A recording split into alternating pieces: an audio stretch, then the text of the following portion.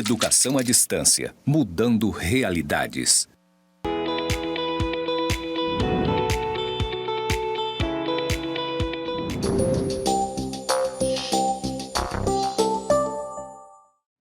Olá, meu querido, olá, minha querida, seja muito bem-vindo à nossa, olha só, aula 4.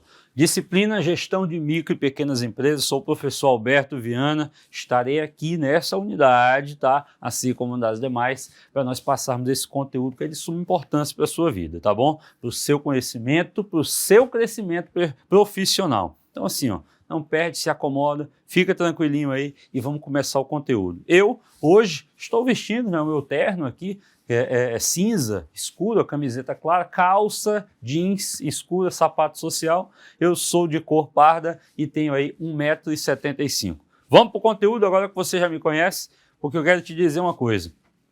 Conteúdo de primeiríssima qualidade, tá? Conteúdo que, como eu falei nas outras aulas, você tem obrigação de também buscar as fontes, tá? As referências que estão no material de apoio aí no ambiente virtual. Não deixa para estudar isso na última hora, não deixa para consultar isso só quando você tiver uma dúvida, não. Assistiu esse vídeo, vai para o material, ou vai para o material, depois vem para o vídeo só para a gente tirar alguma dúvida, de repente o professor está explicando ali algo que já está escrito aqui, mas com a explicação é muito mais fácil. O vídeo não é tudo, lembre-se disso. O material que está aí, sim, tá? Vai te levar a um nível muito maior de conhecimento nessa disciplina. Então vamos para cá, ó. Quais são então os objetivos da aula, professor?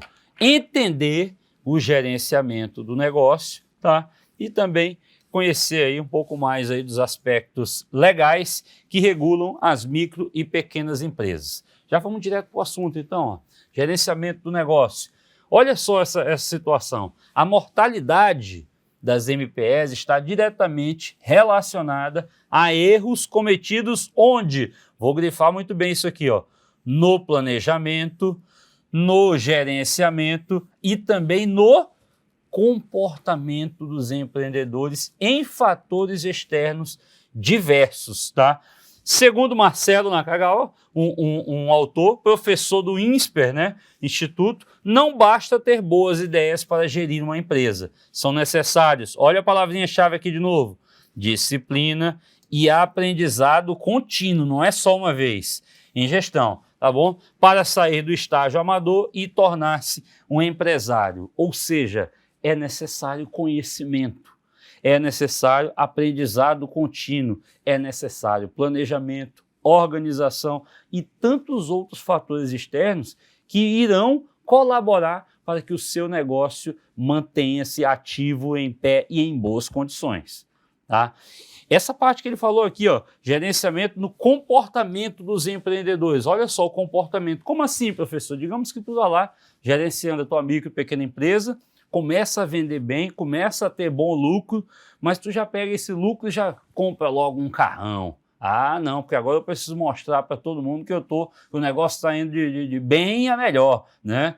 E aí você já compra logo aquele carrão e aquela caminhonete que custa lá mais, 2 vezes mais do que o valor da sua empresa, e aí tu começa a se endividar. Olha o comportamento, tá? Você começa a se endividar. E aí daqui a pouco teu negócio está indo bem, mas acontece algum pequeno problema, um probleminha simples, tipo uma pandemia, né? E o teu negócio precisa fechar as portas. E aí, como é que fica? Tu está com a dívida, o negócio parado, olha a questão do comportamento. Não estou dizendo que você não deva comprar, não. Claro, se você tiver condições, se a empresa realmente estiver indo bem, você tem que melhorar. Mas não esquece de melhorar primeiro a empresa, depois a consequência vem a melhora na sua vida, no seu consumo e tudo mais. Mas que você precisa fazer isso de forma organizada, planejada. Você vai correr um risco, tá? Mas esse risco precisa ser calculado. Planejamento é tudo, tá bom? Olha aqui, ó.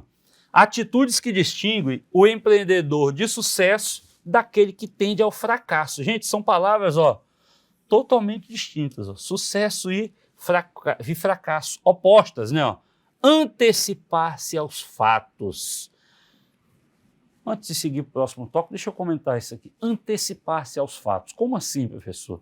A pandemia chegou e eu não saberia como agir, porque eu não sabia que essa pandemia ia estourar assim dessa forma, no mundo, no Brasil, né? Como é que seria a situação? Quando fala-se antecipação aos fatos, é você conhecer muito bem o seu negócio e como funciona a dinâmica dele. Existem períodos que você vai vender mais e existem períodos que você vai vender menos.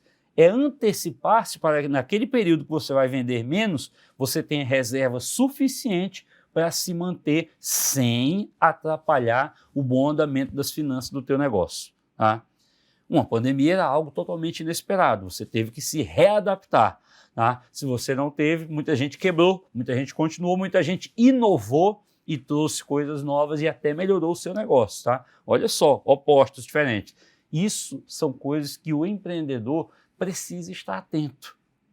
Olha só, quem vende chocolate, vamos colocar aqui um exemplo da Nestlé. A Nestlé vai vender de repente ovos de Páscoa muito mais em que época? Na época da Páscoa. Agora, ó, começando aqui o período, né, até a Páscoa, enfim, eles já começam o período de produção. Vai vender muito mais. Tá? As empresas que trabalham com panetone vai vender que período? Mais ali na época de Natal, dezembro. Aquele mês de dezembro você já começa. Adoro um panetone com café. É muito bom. Não sei se você gosta aí na sua região, mas eu adoro. Tá? E, enfim, diversos outros presentes, como de repente presente dos dias das mães ou dia dos namorados, que vendem ali muitas rosas, cestas, café, são todos negócios que passam a lucrar mais. Então o empresário, o empreendedor precisa se antecipar aos fatos. Está chegando uma data comemorativa. O produto que a minha empresa vende é um produto que é procurado pelos consumidores, então eu vou me preparar para esta data. Porque senão alguém vai lá, tu não tem nem variedade, tu não tem nem opções. Perde a venda e continua naquela mesmice de sempre, fazendo com que o teu negócio fique ali por muito tempo estagnado. Então antecipe-se aos fatos. Vamos para os próximos. Como eu falei anteriormente, buscar intensamente informações é aquela situação lá do aprendizado contínuo, tá? Persistir nos objetivos. Mas diga-se persistir nos objetivos não é a situação de ficar ali batendo na tecla até dar certo. Tem objetivo que muitas vezes foi mal planejado. Ou ao longo do caminho ele precisou ser replanejado, tá? Ser refeito para que você pudesse alcançar. E muitas vezes você não fez isso. Mas aí você continua ali batendo naquela tecla, só que aquilo não dá mais certo. É aqui, ó, persistir nos objetivos, mas de forma consciente. Isso aqui está dando certo? Ok, não está, você tem que cair fora. Vamos para mais. Ter um plano de ação, claro, para poder atingir as metas e também os objetivos, né? Saber onde quer chegar e também manter um relacionamento ativo, ó, com outras empresas, bancos, entidades e governos. Olhe bem para mim aqui. Concorrente é perigoso para as empresas? De um ponto de vista econômico, muitas vezes ele é, mas por um outro lado ele é um parceiro, porque muitas vezes você consegue analisar deste concorrente o que ele está fazendo de bom para que você também possa fazer de uma forma melhorada dentro das suas condições e oferecer às vezes um produto até melhor do que o concorrente. Às vezes o concorrente tem muito mais poder aquisitivo que você, mas você consegue extrair as melhores ideias dele, adaptar para a sua realidade, num processo chamado benchmarking, tá? E transformar o seu produto ou serviço, fazendo com que ele continue vendendo e até alavancando muito mais. Gente, é para frente que se anda, é para cima o tempo inteiro, não é para baixo, tá? E aí você pensa, não, professor, mas é muito complicado, né? Eu tenho que pensar em tudo isso. Tem. Se você quer ser um gestor, você precisa analisar todos os fatores e também precisa analisar o ambiente externo para ver como é que ele está, seu concorrente, a política, tá? A economia, como tudo isso está e como isso interfere no seu negócio, tá bom? Pensa nisso. Olha aqui, ó. Outros fatores ainda que influenciam no sucesso ou insucesso, ó. Possuir experiência. Sem experiência é difícil, às vezes, você se manter no mercado, tá bom? Ter motivação para abrir o negócio, precisa, não adianta você abrir na marra, tá? Precisa estar motivado, querer de fato, aproveitar oportunidades, acredite, elas aparecem. E se você as perde, às vezes demora para aparecer, se é que aparecem. Ter um planejamento, isso aqui é básico, tá? ter recursos necessários, tá? E, é claro, para frente é gerenciar o negócio. Então, o que seria gerenciamento? A gente falou tanto em gerenciamento do negócio. É um processo que consiste na coordenação do trabalho da equipe e também na alocação de recursos para alcançar os objetivos. Ainda, é o processo de planejar, organizar, comandar, coordenar e controlar o seu empreendimento. Inclusive, essa última teoria aqui de comandar, o processo de planejar, organizar, comandar, coordenar e controlar o seu negócio, ainda é lá da teoria clássica, tá? Teoria clássica de Fayol, lá nos idos de 1920, 1930, na época que as grandes indústrias, após a Revolução Industrial, estavam ali num processo de crescimento contínuo, tá? Isso aqui. Depois, ao longo do tempo, você viu lá a disciplina de teoria das organizações, que inclusive foi eu mesmo que dei, tá, esse conteúdo. Você viu que ao longo do tempo essas diretrizes administrativas, elas foram, reduziram-se, né, a planejar, organizar, dirigir e controlar. Se liga nesse conteúdo, não deixa passar despercebido. Olha aqui, gente. De maneira simples, é preciso que você tenha visão e acumule as questões estratégicas, táticas e operacionais. As principais são, olha eles aqui, acabei de falar, planejamento, estabelecer objetivos e meios para alcançá-los. Não adianta você só estabelecer objetivos, mas não buscar quais são os meios para poder alcançar, tá bom? Organização é o segundo item, a segunda diretriz. Estruturar os recursos para alcançar os resultados esperados. Organiza a tua empresa, estrutura o recurso. Isso aqui serve para marketing, isso para maquinário, isso para produto de matéria-prima, enfim.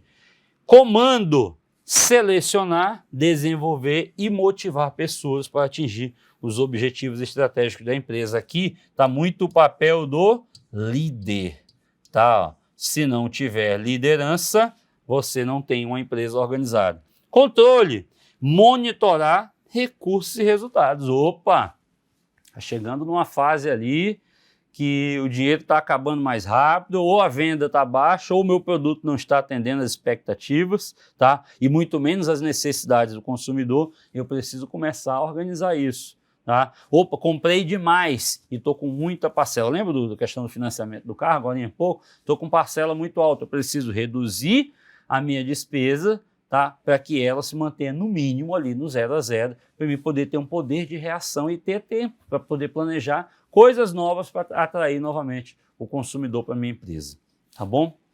Aspectos legais, já falamos nela, mas não custa repetir. A Lei Geral, conhecida como Novo Estatuto Nacional das Microempresas e das Empresas de Pequeno Porte, né? Ela foi instituída aí pela Lei Complementar 123, 14 de dezembro de 2006, ela estabeleceu normas gerais relativas ao tratamento diferenciado e favorecido a ser dispensado às microempresas, tá? As empresas de pequeno porte, EPP, no âmbito dos poderes da União, Estados, Distrito Federal e dos municípios. Tá? Os principais benefícios, né, para as MPS foi o regime unificado de apuração e recolhimento dos impostos e contribuições. Antigamente, o microempresário, para poder abrir sua empresa, ele pagava um monte de impostos, tá? Não é que ele deixou de pagar esse monte de impostos, não. A diferença é que foi criado um único, que está fracionado em cada um desses monte que ele precisava pagar. Que ele tinha que ir na junta comercial, tinha que ir na Receita, tinha que ir não sei mais aonde, em vários lugares para poder reunir todo esse monte de imposto. Agora não. Cria-se um, ele pagou, sai dividindo para todo mundo. É dessa forma, basicamente, que acontece. Desoneração tributária das receitas de exportação e substituição tributária. Dispensa do cumprimento de certas obrigações trabalhistas e previdenciárias. Não quer dizer que ele esteja livre, tá, dessas obrigações trabalhistas, não, mas algumas ele está dispensado. Claro, nada daquelas que vá ferir ali, de repente, o direito do trabalhador. Pensa nisso. Não é, não, tá tudo certo, então eu posso ficar devendo INSS e FGTS. Não faça isso, pelo amor de Deus. Tá? Você vai ter um problema muito grande. Outra, simplificação do processo de abertura, a alteração e encerramento das MPS e também a facilitação do acesso ao crédito no mercado. Eu já tive uma microempresa que infelizmente ela não deu muito certo, durou pouco tempo com a sociedade, tá? E esta empresa eu fechei ela de forma muito rápida, tá? Da mesma forma que eu fui rápido para abrir, eu também consegui fechar. Lógico, basicamente ela não tinha dívidas, então isso já ajuda muito o processo. Se não deu certo, fecha e está tudo certo, você planeja e recomeça de novo. Já empreendi em outros setores e hoje ainda continuo empreendendo. Graças a Deus tem dado muito certo. Mas se você trabalha de forma organizada, tá bom?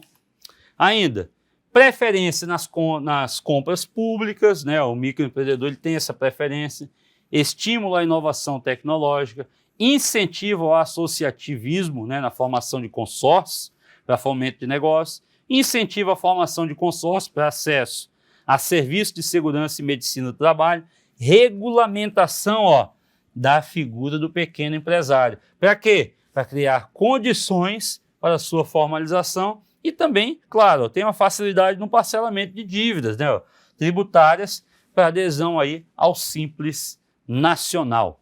A partir das alterações lá na Lei Complementar 147, o MEI, o microempreendedor individual, ele passou a ser considerado, política pública de incentivo à formalização e inclusão social. Na primeira aula lá na unidade 1, nós falamos da importância das MPS para o Brasil, para o desenvolvimento do país.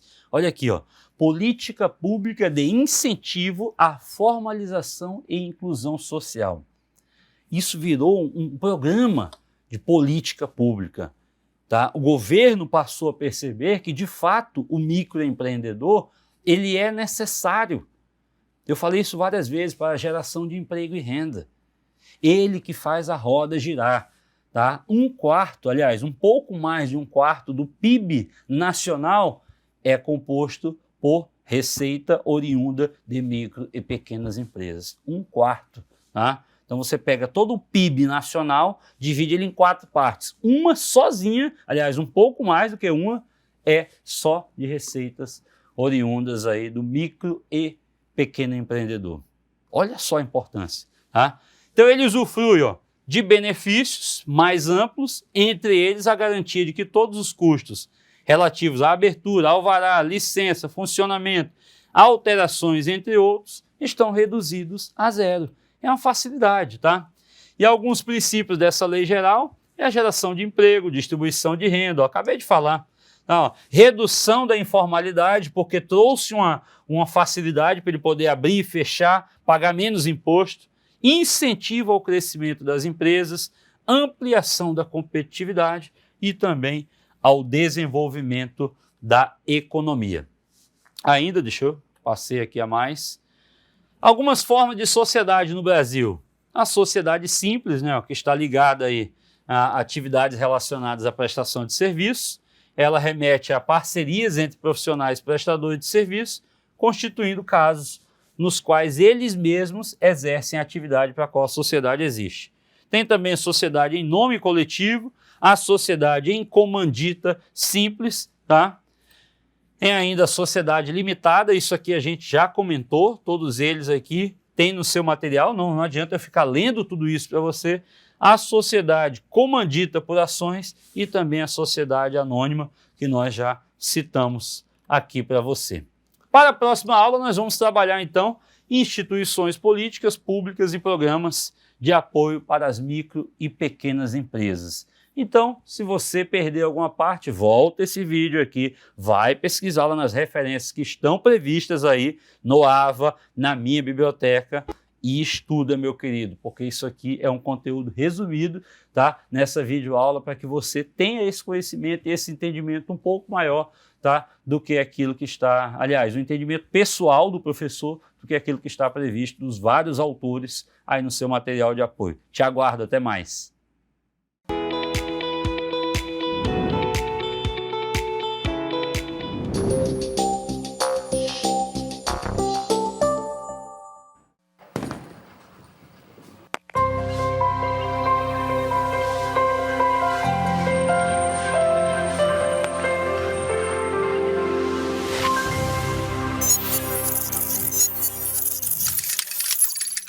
Educação à distância, mudando realidades.